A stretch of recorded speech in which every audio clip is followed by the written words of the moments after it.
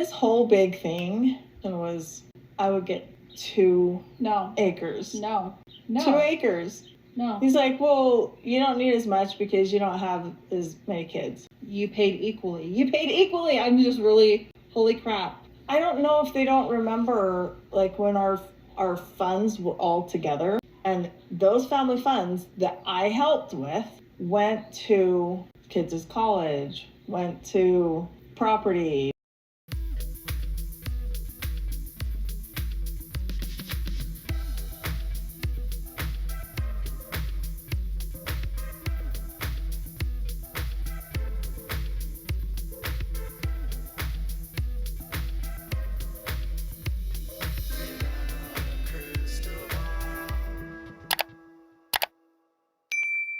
Hey friends, it's Katie from Without a Crystal Ball. Welcome back to my channel. It's Monday, January 20th, 2025. Last night we got a very inside sneak peek into the finances of the Brown family, something that we've been talking about quite a bit on this channel, and the finances in polygamy, which means the men own all the money or believe they have access to all the money, that everything is theirs, and they get to decide what money goes where. And this was 100% confirmed by Meri. But Meri made some revelations here that were pretty shocking. And when you consider the fact that for the bulk of the time that Meri was involved in the family, she ran LuLaRoe, she had multiple other streams of businesses that she was doing on her social media that were making her money. And she was on Sister Wives, and she helped make Sister Wives a show with her storylines and contributed a fifth of the income if you consider, I guess, that Robin and Kody as a married couple are two separate incomes. But even after her legal divorce from Kody was still contributing an equal share to the family, you learn that Kody was not distributing this money equally. And his rationalization was that she only had one child. So therefore, she only gets access to X amount of dollars. And yet she was expected to contribute money to fund his mistress's children's college. So if you think of this in the scope of the fact that Kody was legally married to Meri, took on 2 women, and had 12 children with them while they were legally married, by the way. And then she was forced to contribute money to her husband's illegitimate children. And I say that not to say that the kids are not legitimate. It's just that they were born outside of wedlock and as a result of an adulterous affair. But in polygamy, they try to make women believe these affairs are consensual, even though they're not. And as you're seeing Meri kind of deconstruct all of this, you're witnessing the fact that her friends are telling her, like, Meri, he cheated on you. Meri, he had children with women that were his quote unquote wives, but they really were mistresses. He's constantly cheating on you. And then you're contributing to and having to raise these kids and pay for these kids. And the finances were exposed in this part of the episode, which, I knew that it was like this, but to have it so to the point explained just how egregious Kody was with this money, it's insane. The fact that Kody had a family pot to begin with is the problem here, because they weren't living as a family. They had separate homes. It might have made sense to have it this way when they were living together under one roof, but once they all went to separate homes, having a family pot made 0 sense other than it gave Kody control. So check this out. And that money paid out for the majority of the kids' colleges, but not Leon's. No, not Leon's. I paid for Leon's college. And it went to the majority of the kids' cars, but not Leon's. I paid the carpet. So you paid into the family account for the kids all to have their college paid for, but not your kid. You paid into the family account for the kids' cars, but not your kid. You paid in. I really don't know how much of the family fund actually paid for other kids' school or cars. When they all lived in Lehigh and they shared a home, they had a home that had 3 separate apartments. And at the time, Janelle, Meri, and Kody were all on the mortgage together, and Christine was not. But they had a family fund, but they all had to work independently. And Christine was on food stamps. And I think there was some allocation of money, but Christine her rent was paid for by Kody.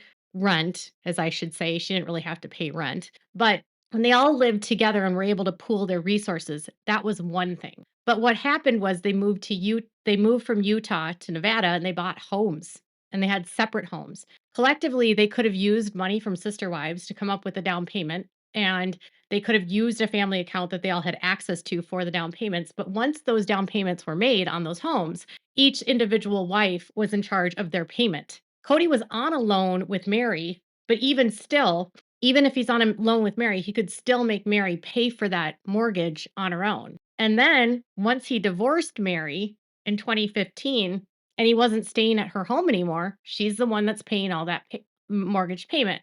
Once they got to Las Vegas, there really should have never been a family fund because they all had separate houses. They all had separate homes. They were basically living like 4 separate families. But he kept a family fund, and I believe he did this because it allowed him to pool all of the resources so he could do what he wanted to do. So he had control over what he wanted to do with the money. So he could dictate how the money was spent. So he could have access to the money they had from the show. There's no other purpose for this family fund to exist other than that reason.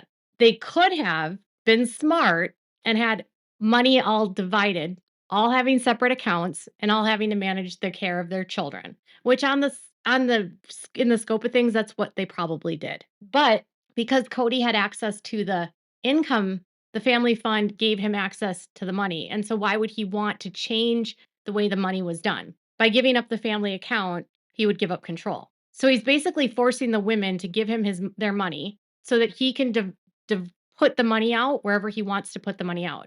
And in fairness, Leon did decide to go to a private school that was like 4 or 5 times more expensive than where Logan went when he decided to go to UNLV. But Kody paid for Logan's schooling. Kody and Janelle paid for Logan's schooling from that fund, and Meri didn't get any money to pay for Leon's school, not even the amount that was paid for Logan's school. So Kody could have offered to pay what it would have been for in-state tuition, and then Meri come up with the difference, but that wasn't even offered. So all the while that she's working LuLaRoe and doing all that stuff online, you have to realize that she's doing all of this and she's sending that money to Kody and also on Sister Wives, and then also having to pay for her child's tuition with no help from anyone else. And then on top of that, having to help fund other kids going to school, even though her child didn't get the same help, even though she had to come up with that money on her own. Pretty wild. But I know that my kiddo's school was not taken care of from the family fund. And Kody has actually said this. Because I only have one child, I am not entitled to an equal portion of the property. We had 18 kids to take care of. You know, that's just water under the bridge. I don't even want to discuss it. Meri can do all the complaining about whatever happened that she wants. She still got her wet bar. The stupid wet bar. I'm the one who made the payments on that house anyway. Herein lies the incredible inequity that happens in polygamy. This is an example, and one example very publicly of what men do to women. Meri wasn't raising 18 children. She wasn't. Meri didn't have 18 kids. Kody did. In fact, Kody only had 15 and decided he needed to legally adopt 3 more. It was Kody's responsibility to take care of those kids. It was not Meri's. It was not Meri's. But in polygamy, the men believe that children are valuable because they're valuable to the cult. They're workers for the cult. They can make, they become future members of the cult. The girls are future wives for the creepy old men. And so children are a commodity in polygamy, meaning Meri's value to the family was minimal because she couldn't make good on her one job for a woman in this culture. Her only purpose was to raise and have kids, and she only had one child. And so he's punishing her because she couldn't have more children and telling her that her value to him isn't as meaningful because she isn't giving to his kingdom. She's not contributing what she promised him. It's disgusting. So when a woman can't have enough children, they are devalued and made to believe and feel like they aren't good enough. So infertility is not blamed on the man because obviously he's the one that's having all these kids with these other people. So the woman is made to feel like she is less than, even if this is his legal wife, even if she doesn't legally need to contribute to any of these other children. Kody makes her believe that it's her job to contribute to those kids. And then when he's confronted with the notion that, hey, you made her pay into your accounts and you didn't help her, he says, it's water under the bridge. I don't want to talk about it. So you're just admitting it, that that's what you did. You're admitting that you used her for money, for work, and then you stole her money and then said, well, at least she got her wet bar. If you look at the mortgages, by the way, at these homes, at the homes that they had in Vegas, Mary's house and Robin's house had the exact same purchase price. Exact same purchase price. Does he shame Robin for that? No, but he sure shamed Meri. Why would Meri get less of a home just because she has less children? Income with an employer is not dependent on the number of kids you had. The last time I checked, when you go for a job interview with a company, they don't say, well, we were going to pay you $80,000 a year if you had one kid, but since you have 6, we're going to pay you $500,000 a year. That's not how it works. If a woman has more kids, she has to find a way to make do with the money that she has. It's not Mary's fault that she didn't have more kids because income isn't contingent on the number of children you have. But Kody made Meri believe that, and it's a fallacy, a illogical fallacy, and it's disgusting. The family didn't. They didn't. My God, we need to give the attorney a call. Evidently, I need to fill him in on a lot more stuff. Holy crap. I feel like you've been so forgiving and so just like kind. I just don't want to cause a problem. I do. Waves. Don't make waves. Be sweet. Oh. Let's be fair. I wanted to have a man that would like take care of things and take care of me. So Jen said it. She alluded to the fact that all you do in this cult, she said, I cut it out, but she talked about how in this culture she was born and taught to believe in the patriarchy and that the man was in control. And Meri said, well, let's be real. That's what I wanted. I wanted a man to take care of me. But did Kody actually take care of her if he didn't help with the tuition for Leon? If he didn't actually help her with cars or mortgage payments? Did he actually take care of her in that sense?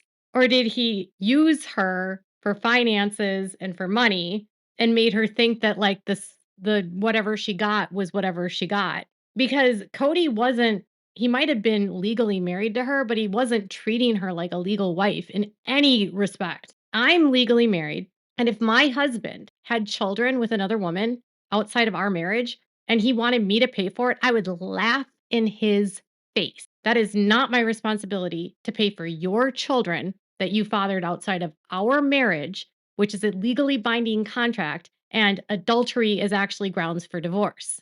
But to be brainwashed to believe that this is acceptable, and then for Kody just to think it's okay to take all of her money as though she didn't contribute, as though she's not worth it because she only had one kid. Kody admits in this episode to pilfering the money from these women, believing the money is his, believing all of the property is his, believing that he has the right to put the property up for sale without the consent of the women, believing he has the right to take meetings with realtors without the consent of the women, believing that it's his choice and his choice alone to sell property when it's not. And the women have a right to be a part of that conversation. And then demanding Meri pay for the same amount of money as everyone else for the property, but then saying you only get 2 acres because it's based on your children. It's a manipulative tactic to make Meri pay. And then it's his weird justification as to why she's not getting as much. Property acreage, by the way, is not contingent on the number of children you have, just so you know. Last time I checked, when you buy property, the property real estate agent's not like, well, how many children do you have? Okay, so you can only have 1 acre because this family over here wants to buy that property and they have 7 kids and it's 6 acres. It doesn't work like that. I put a lot into this marriage, emotionally, financially, personally. I didn't get anything out of it as far as like alimony, and I'm not looking for that. So I think it's fair for the property investment. You know what I mean? I think it's fair that I walk away with that at least. So Jen reminds Meri that in order to be in this family, she had to keep sweet, not ruffle any feathers, and just go along with it, which is what put Meri in a position where that after she divorces Kody in 2014, after 23 or 4 years of marriage, she walks away with nothing divided financially. They did a divorce through the attorney in Nevada, no alimony, no division of assets. They flat out lied in the divorce decree and stated that there were no marital assets, joint community property, which is false. Like, they had community property. They both owned a home together. They had bank accounts together. They had loans together. To say that there was no community property is a flat out lie, but yet Meri signed off on that divorce under the pretense that they were going to still stay together, and it was a lie. And it was a way for Kody to manipulate her to give up her marriage without requesting or seeking any alimony or any division of assets. For Meri, she got screwed the most because her child was an adult. So it's not like she can go back in time and ask for child support. And quite honestly, because they had a home that they were dociled at and he was on the mortgage of, she would have had a hard time seeking it because they were legally married. So it's not like she can get child support for when they were legally married. And there was no child support for once they divorced because Leon was an adult. So then there's no spousal support. There's no division of assets. And because Kody treated the assets like his, he just expected that Meri would continue to give him his money. This is why Kody had to con her into coming to Flagstaff, because he couldn't afford the lifestyle that he wanted without her income. This is why he had to make her believe that there was a chance for them to reconcile, because he needed her money. He didn't care about her. He just wanted the money. Janelle will talk about something, and I'll talk about this in another video, but Kody's expectations around money and how he views the money that the women make as his own. So she does all the work, but Kody takes all the benefit. This episode 100% exposes that this entire arrangement for Kody was transactional and money driven. There was nothing here about love. And for Meri, this is a very difficult pill to swallow, because you're leaving this union and you're like, holy crap, he conned me. And he did for a very long time. And so did Robin. So we'll talk about all of the stuff with Janelle and Kody, along with Robin's discussion about sister wives and my sister wives closet, and Kody actually blaming Robin for my sister wives closet failing, and for technically under shade and subtly blames Robin for the family failing. So what are your thoughts? Let me know in the comments below. Make sure to give this video a thumbs up. Make sure to subscribe to my channel if you haven't subscribed, and click the bell so you never miss a video. Thanks so much for watching. Bye guys.